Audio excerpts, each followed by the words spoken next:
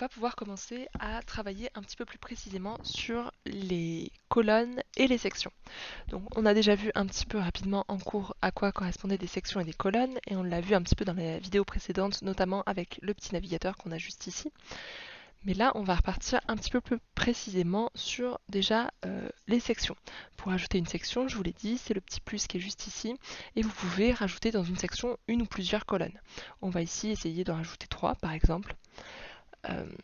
Et donc, on va pouvoir voir des petites choses sur chacune des sections et chacune des colonnes et la section au global. Pour que ce soit un petit peu plus visible, on va rajouter des choses à l'intérieur de nos colonnes. Pour pouvoir rajouter des petites choses dans nos colonnes, on peut ou appuyer sur le plus qui est ici, ou bien, si jamais vous êtes sur quelque chose d'autre, appuyer sur les 9 petits carrés qui sont tout en haut à gauche par ici. Et là, vous tombez sur toute votre liste de choses que vous pouvez rajouter à l'intérieur de ces colonnes. Et pour l'exemple, on va rajouter une icône ici. Et on va choisir de mettre un fond à cette colonne. Tac. Et dans celle-ci, on va rajouter quoi? On va rajouter un titre. Et on va rajouter un fond. Ou alors on va juste lui mettre un texte. Ouais. Hop. On va le mettre au milieu. Et ici, on va remettre une icône parce que c'est mignon. Et on va rajouter un fond à la colonne. Je vous montre un petit peu plus en détail juste après comment faire tout ça. Donc là, on voit que déjà, on peut faire très rapidement des choses sympas. On va avoir des réglages sur la section.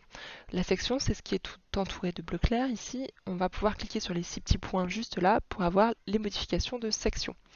Et donc là, on voit déjà qu'on a mis la mise en page de la section.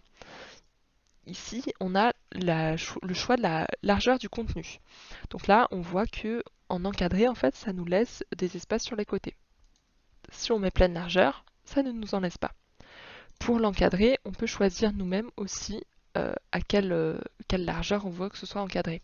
C'est à chaque fois en nombre de pixels. Hein. Et là, moi, je vais choisir pleine largeur parce que pourquoi pas. On peut choisir l'écart entre les colonnes. Donc là, on ne va pas obligatoirement le voir. Je vais peut-être rajouter un fond sur cette colonne-là pour qu'on voit bien la différence. Hop. Donc si on revient sur les réglages de la section, on va avoir un écart de colonne. Donc on peut peut-être le rendre large par exemple. Et donc là, on voit, oui, c'est pas sur le fond, ça joue. On voit que l'intérieur de notre section, donc les éléments qu'on met à l'intérieur, vous voyez, ça va pas jusqu'au bord. Si on regarde le petit liseré fin bleu, là, il va pas jusqu'au bord. Alors que si on met aucun écart, le liseré, il va bien jusqu'au bord et on n'a même pas d'espace au-dessus, en dessous. Dans notre cas, on va choisir de le mettre en large. Maintenant, on voit aussi que on a une hauteur en fonction des éléments qui sont à l'intérieur. Mais on peut très bien choisir des hauteurs différentes. La hauteur de la section, elle peut tout à fait être adaptée à l'écran. Ça veut dire que notre section sera aussi haute que l'écran de l'utilisateur. Donc là, clairement, c'est pas ce qu'on veut. Hein. Pour l'instant, par défaut, ça peut être pas mal. Mais on voit aussi qu'on a une troisième option, ce qui est la hauteur minimale. Donc là, on peut choisir d'avoir une hauteur minimale. Exactement comme on l'avait en HTML et CSS, et vous allez pouvoir choisir une hauteur minimale juste ici. Pour l'instant, on va laisser en par défaut. Juste un petit truc. Alors, ici, on va pouvoir avoir des hauteurs différentes de colonnes, et on va pouvoir les régler juste ici. En fait, je ne sais pas si vous avez vu, juste là, si on regarde bien le hello, là, il est en haut de notre colonne, alors que si on le change ici, il va jusqu'en bas. On peut le remettre au milieu. Et là, on a à nouveau nos espaces entre, espaces autour, espaces uniformes. Et normalement, si vous parlez un petit peu anglais, ça doit vous parler.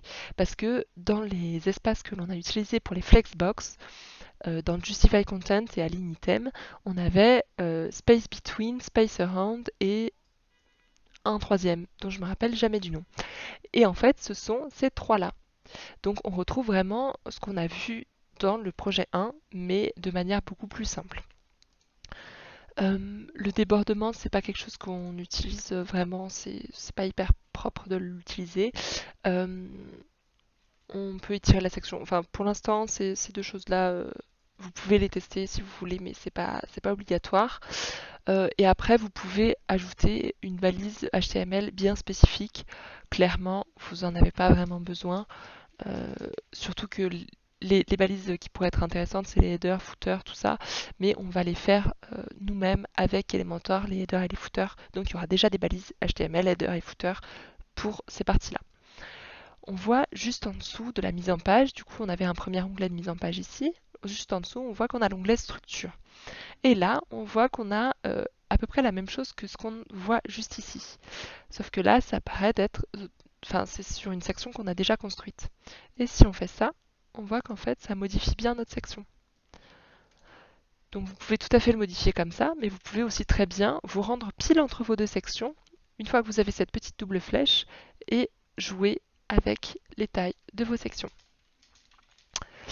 Donc ne jouez pas trop avec, parce qu'à force de jouer avec, vous allez vous retrouver avec ce genre de choses. Mais si vous les utilisez correctement, ça devrait bien se passer. On va faire comme ça, c'est pas mal. Vous pouvez tout à fait réinitialiser si jamais, si par exemple j'ai touché à ça et que à la base c'était comme ça, je peux réinitialiser pour le remettre de base. Maintenant, pour notre section, on a aussi un style qu'on peut tout à fait mettre. Donc là, on a le type d'arrière-plan. Là, on va pas le voir parce que par-dessus, sur nos colonnes, on a aussi rajouté un arrière-plan. À la limite, pour le voir, on pourrait faire comme ça. On pourrait donner une hauteur minimale à notre section et comme ça, on pourrait voir notre arrière-plan. Je vais vous montrer, vous allez voir, ça va être plus clair. Dans le style de la section, on va pouvoir rajouter, par exemple, un arrière-plan de type couleur. Donc là, c'est tout bête, ça nous rajoute juste une couleur en arrière-plan et c'est tout. On peut très bien rajouter une image en arrière-plan, comme on a déjà fait. Voilà. Là maintenant, sur une image qui est en arrière-plan, vous pouvez faire pas mal de choses. Donc la changer de position, exactement comme on l'a fait en HTML, CSS, encore une fois. On a exactement les mêmes choses, donc la position qui peut être centré, centre gauche, en bas, etc. On a la répétition, donc c'était background repeat, no repeat par exemple. C'est exactement pareil. Et la taille, on a automatique, on a couvrir, on a contenir et on peut personnaliser la taille donc en fonction de la largeur. En pourcentage, c'est pas mal. Donc on retrouve vraiment le même type de choses que l'on avait en HTML, CSS. Ensuite, vous avez pas mal d'autres types d'arrière-plan. Donc comme on l'a vu tout à l'heure, les dégradés, clairement, il est magnifique, hein, on est d'accord. Vous avez les vidéos. Vous pouvez tout à fait mettre une vidéo en arrière-plan. Maintenant, faites bien attention à ce que la vidéo ne soit pas trop dure, enfin difficile à charger pour pour le client, enfin pour comment dire, le client dans le sens client-serveur, hein, donc pour l'ordinateur. Vous pouvez aussi rajouter un diaporama. Donc vous pouvez mettre plusieurs images. Hop, je vais sélectionner 3 par exemple. Ça nous crée une galerie et on peut mettre un diaporama qui va passer toutes les 5000 millisecondes. C'est toutes les 5 secondes du coup. C'est pas très clair dit comme ça. Vous pourrez y retoucher la transition. Donc vous pouvez tout à fait faire une autre transition. Allez, 5 secondes, c'est long. Voilà. Vous pouvez choisir les durées de transition, faire plein de choses. Je vous laisserai aller regarder ça tranquillement. Moi, je vais enlever ça parce que je ne veux pas de ça. Et hop. Et on va revenir tac, à notre couleur qui n'est pas là. Vous avez la possibilité de rajouter une superposition d'arrière-plan. De la même manière, je vais vous laisser aller regarder, fouiller un petit peu de votre côté tout ça. Vous avez la possibilité de rajouter une bordure à votre section.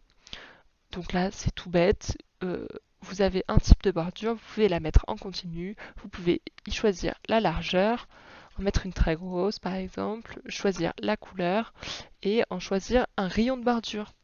Et normalement, ça doit vous parler le rayon de bordure. Vous voyez qu'on a les coins qui s'arrondissent. Donc ça aussi, vous connaissez. Vous pouvez choisir de rajouter de l'ombre, c'est juste ici. Et vous pouvez l'enlever en retour par défaut juste là. Ici, on a aussi le petit bouton normal et haut sur vol. Haut sur vol, c'est ce qu'on appelait en CSS hover. Donc juste ici, on peut changer le type de bordure, par exemple Je sais pas pourquoi on ferait ça au survol, mais pourquoi pas. Hop. Et donc vous voyez que maintenant on a une bordure double au survol. Et on peut très bien en changer la couleur. Hop. Vous pouvez aussi changer les rayons de bordure, etc. Et vous pouvez choisir la durée de transition de votre survol. Donc vous pouvez très bien mettre, c'est en secondes, hein, vous pouvez très bien mettre un durée de transition assez long. Et donc là on voit qu'il y va vraiment très lentement, c'est peut-être pas le mieux. Mais vous pouvez bien vous amuser avec tout ça. Vous avez possibilité aussi de rajouter des formes de séparation. Par exemple, en haut, on peut très bien choisir de mettre des pyramides. Et les pyramides, on va vouloir leur donner une couleur qui va être noire. Et on choisit leur largeur, leur hauteur, et si elles sont retournées ou non, si elles sont inversées, si elles sont à l'avant-plan ou à l'arrière-plan. Vous avez la même chose pour le bas. Je vous laisse aller fouiller tout ça. Je pense que vous pouvez bien vous amuser avec tout ça. Il y en a énormément, hein. Clairement, vous pouvez faire des trucs assez marrants. Hop, on va revenir à aucun. Vous pouvez faire la même chose du coup en bas, c'est tout à fait possible. Et, et ça, on n'en a pas vraiment besoin parce que du coup, dans la section, nous, on va retoucher nos titres et on n'a pas besoin de rajouter des choses juste ici.